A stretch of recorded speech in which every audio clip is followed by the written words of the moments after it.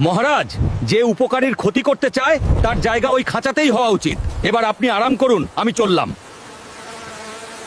একবার এক বাঘ মানুষের পাতা এক লোহার খাঁচায় আটকা পড়ল। বাঘটি অনেক চেষ্টা করেও বের হতে পারছিল না। এমন সময় এক শিয়াল ওই পথ দিয়ে যাচ্ছিল। বাঘ বিনয় করে বলল, শিয়াল ভাই, দয়া করে এই খাঁচার দরজাটা একটু খুলে দাও না, আমি কথা দিচ্ছি আমি তোমাকে খাবো না। শিয়াল প্রথমে রাজি না হলেও বাঘের কান্নাকাটি দেখে মায়া করে খাঁচার দরজা খুলে দিল। কিন্তু বের হওয়া মাত্রই বাঘের রূপ বদলে গেল। সে গর্জন করে বলল, আমি অনেক দিন না খেয়ে আছি, এখন তোমাকেই খাবো। শিয়াল ভয় না পেয়ে শান্তভাবে বলল, ঠিক আছে মহারাজ, আপনি আমাকে খেতে পারেন, কিন্তু আমার একটা শেষ প্রশ্ন আছে। আপনি এত বড় এক বাঘ এইটুকু ছোট একটা খাঁচায় ঢুকলেন কি করে? আমার বিশ্বাসই হচ্ছে না যে আপনি এর ভেতরে পুরোপুরি ছিলেন।